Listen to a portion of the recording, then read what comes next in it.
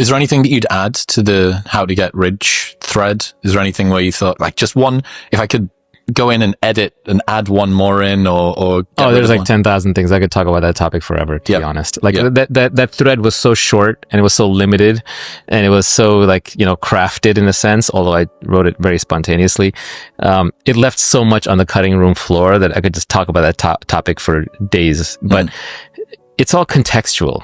Right? Business is very, very, very contextual. Like you have to look at the particular business and understand what's being done and why it's being done and how it's being done. And then you can tear it apart or you can and then reassemble it properly. And I like to think that that is actually where I have specific knowledge and expertise. My specific knowledge and expertise is not in happiness and not in philosophy. Yes, my life is very hacked to be very unique, but I don't think that's where my specific knowledge is. My specific knowledge is in being able to analyze a business, especially a technology business, and take it apart at the seams and predict in advance what is likely to work and what is not likely to work, Clubhouse notwithstanding. Because you're still going to be wrong most of the time. It's like playing the lottery, but one or two of the tickets numbers in advance. You only have to be right a few times or even just once to get the big score. Peter Thiel started PayPal, but he made all his money on Facebook, right? And now he's done more since then, obviously, but that was the big winner.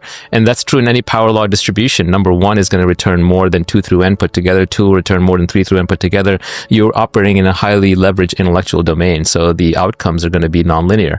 I know a lot about that topic, but it's highly contextual. It makes a lot more sense if there's a specific business in front of me, a specific entrepreneur, and I can take that apart. And I can say, so there are certain companies where I'll say, oh, this is not going to work because you, the entrepreneur, are doing this for the wrong reasons. You're doing A so you can get to B, just go to B. Or you're doing this to make money when really the person who's doing this because they love the product is going to beat you. Or you're raising money from the wrong people who are in it for the wrong reasons. Or your co-founder is not in it for the right reasons. Or you don't have the right kind of co-founder. Or your vesting schedule is wrong. Or you're starting the business in the wrong place. Or you're approaching it from this angle instead of that angle. And of course I'll be wrong too. But I've just seen a lot of data. I have my theories around it. Bu adama diqqətlə baxın. Gəncliyində balaca avtobusda Hindistan yeməklərini satan bu adam illər sonra dünyanın ən varlı insanlarından birinə çevrilib. 27 il əvvəl açdığı şirkət indi milyonlarla yatırımlar qazanır. Naval Ravikant 1974-cü ildə Hindistan Delhi şəhərində doğulub və 9 yaşında ailəsi ilə birgə Amerikaya köçüb. Uşaqlığı isə elə rahat keçməyib. Ailəsi Amerikaya köçəndən sonra ayrılıb və anası çətinliklə həm Navalı, həm də qardaşını tək böyüdüb. Onlar New Yorkda kiçik və kasıb ailədə yaşayırdılar. Naval dost ətrafı yox idi. Onun yalnız tək dostu kitablar idi. Hətta o yalnız kitablar ilə danışırdı. Vaxtının çoxunu kitabxanalarda olurdu. Sonra Dartmouth Universitetində komitə elmləri və iqtisadi təhsilini aldı. Universitetdən sonra müxtəlif texnologiya şirkətlərində işləməyə başladı. Amma məqsədi maaş almaq deyil, öz sistemini qurmaq idi. 1999-cu ildə Epinews platformasını qurdu. Bu sayt insanların məhsullar haqqında rəy yazdığı bir sistem idi. O zamanlar insanlar Navala radiasiya palçığı deyirdilər. Sonra isə o Angelisti qurdu. Bu platforma startup qurucularını investorlarla birləşdirdi. Bu gün normal görünə bilər, lakin o dövrdə startup dünyası elit dünya idi. İnsanlar onu fikirləri ilə tanıyırdı. Onun şans olmadan necə varlı oluna bilər adlı yazısı internetdə milyonlarla insan tərəfindən oxundu və bəyənildi. Daha sonra isə onun düşüncələri The Almanac of Naval Ravikant adlı kitabda toplandı. O təkcə bunlarla qalmadı təbii ki və o Uber, Twitter, Notion, Stack Overflow proqramlarına erkən yatırımlar etdi. Hətta o zaman bu proqramlar məşhur olmamışdı. Bu da Navalın gələcəyi gördüyünü və fikirləşdiyini sübut edir.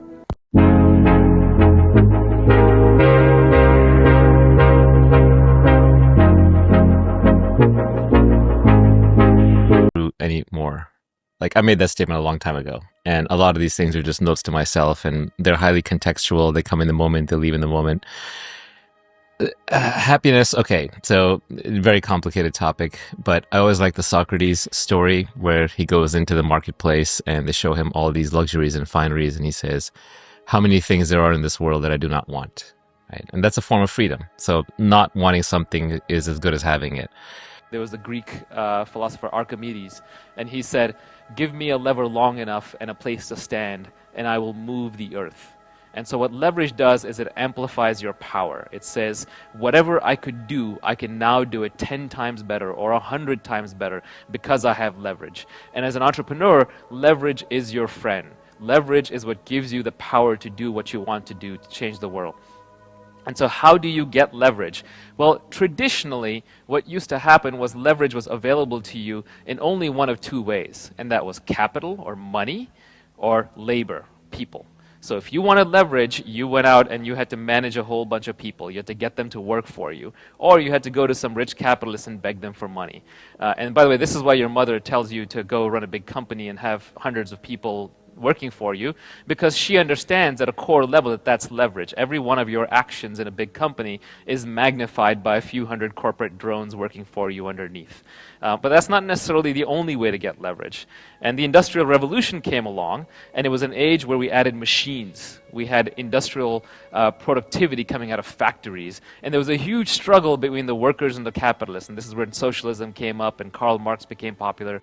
And the beautiful thing about the 20th century and the 21st century is that we have created a new form of leverage, and that is intellectual property. And books, movies, and music are examples of that. So a musician now can play their music once, it can be recorded, it can be broadcast to millions of people, and every time, every one of those people can enjoy the new performance with no additional cost by watching it online or watching it on DVD or listening to it on CD. And so that is a form of leverage. But there are many more forms of leverage. And as entrepreneurs, your favorite form of leverage should be code. Writing code is a form of leverage. You sit there on your desk, you write a piece of software once, and every time it is executed all around the world, it doesn't cost you anything, but there is a huge benefit to the person who gains it. And that really has created the wealth under Silicon Valley. Code as a form of leverage is what has allowed entrepreneurs in Silicon Valley who are unknown people, from Jerry Yang and David Filo to Larry Page and Sergey Brin to Steve Jobs, who have made huge fortunes because they created something once, and through the leverage that comes from intellectual property and code, it got reused over and over and over again. And as entrepreneurs in this generation, you are luckier than any generation that came before you because you have gained additional new forms of leverage. There are entire platforms for entrepreneurship that are emerging. And what we have done is we have taken the code that has been written over the last few decades and we've made it available in packaged forms to entrepreneurs. So there are intellectual property platforms. The operating system that runs on your iPhone in everyone's pocket right now has all this embedded leverage in it. Naval Ravikant'ın dediklərini eşitdik. Bəs sizcə gələcəkdə hansı bacarıqlar bizi inkişaf etdirəcək?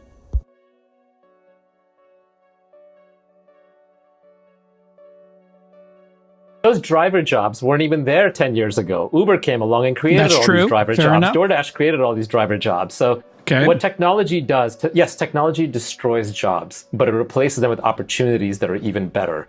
And then either you can go capture that opportunity yourself, or an entrepreneur will come along and create something that allows you to capture those opportunities. AI is a productivity tool. It increases the productivity of a worker. It allows them to do more creative work and less repetitive work. As such, it makes them more valuable. Yes, there is some retraining involved, but not a lot. These are natural language computers. You can talk to them in plain English and they talk back. AI bizim dilimizdə isə süni intellektlə işləmə bacarığı. Bu bacarıq gələcək üçün də indi də çox vacib bacarıqlardan biridir. AI artıq gələcəyin texnologiyası deyil, bugünün leverage sistemidir. Bir insan artıq AI vasitəsilə əvvəllər bütöv komandanın gördüyü işi görə bilir. İndi isə bir çox insanın dediyi fikir deyim. AI bizim işimizi əlimizdən alacaq. Çox insan ac qalacaq falan beləncə deyimlər var. Amma bu doğru deyil. AI sənin işini əlindən almır. AI yaxşı istifadə edən biri sənin yerini tutacaq. İndinin savadsız, oxumayan, heç nə bilməyən və s. beləncə insanlar olursa, gələcəyin savadsız AI bilməyən biri olacaq. Yəni gələcəkdə insanlar deyəcək ki, kaş vaxtında AI öyrənə bilsəydim. Hal-hazırda keçmişdən şikayət etdikləri kimi. Məsələn, bundan lap keçmişdə babalarımız artıq torpaq almadığı kimi. Yəni çox keçmişə getməyə ehtiyac yoxdur. 10-15 il əvvəl Bitcoin ucuz olduğu vaxtlardan danışsaq bəs edir. Məncə, çox insan deyir ki, AI ləğv olunacaq kimi, əvvəldə telefon haqqında dedikləri kimi. AI niyə ləğv olsun sualı verildiyində onlar işlər olmayacaq, hər kəsin yerinə işləyən olacaq, bunu gözə ala bilməzlər falan deyirdilər. Amma halbuki sizə illər əvvəl robotlardan bəhs etdikdə siz inanmırdınız. Elə şey bir də bundan 50 il, 100 il sonra olar deyirdilər. Süni intellekt və hal-hazırda var və illər keçsə də daha da artır. Hər kəs də istifadə edir, hətta o da. Welcome back to our final broadcast, ladies and gentlemen.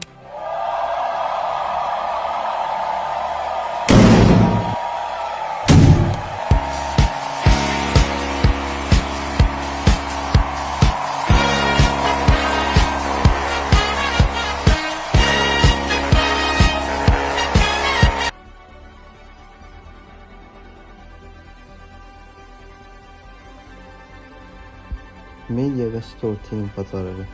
Əvvəllər media şirkətlərin əlində idi. İndi isə bir insan telefon vasitəsilə milyonlarla insanı təsir edə bilir. Bu nə deməkdir? Yəni hər kəs sosial media hesablarından istifadə edə bilir. TikTok, Instagram, Twitter, Facebook. Yəni bunlar vasitəsilə öz brendlərini milyonlarla insanın qabağına çıxara bilir. Bu səbəbdən gələcəyin ən güclü bacarıqlarından biri də budur. Storytelling. Storytelling fikrini düzgün çatdırmaqdır. İnsan psixologiyasını yaxşı başa düşməkdir. Çünki yaxşı fikir özünü ifadə edə bilmirsə, görünməz qalır.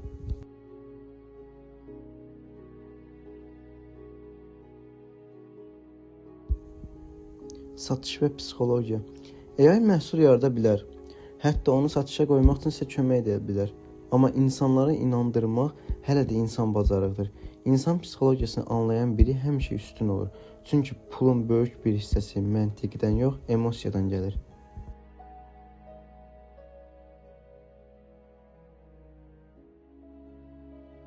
We all have our special memory with this tune, right? Adaptasiya bacarığı. Nokia pis şirkət deyildi. Kodakda axmaq deyildi. Onlar sadəcə dəyişən dünyaya gec uyğunlaşdılar. Çünki gələcəkdə ən ağılları yox, ən tez dəyişənlər qalib gələcək. Gələcəkdə isə ən güclü insanlar, leverage-dən istifadə edənlər, texnologiya ilə ayaqlaşanlar, güclü adaptasiya bilmə bacarıqları və sistem quranlar olacaq. Bəs əsl sual budur. Sən sistemi quran biri mi olacaqsan, yoxsa sistemin içində sadəcə bir istifadə mi olacaqsan?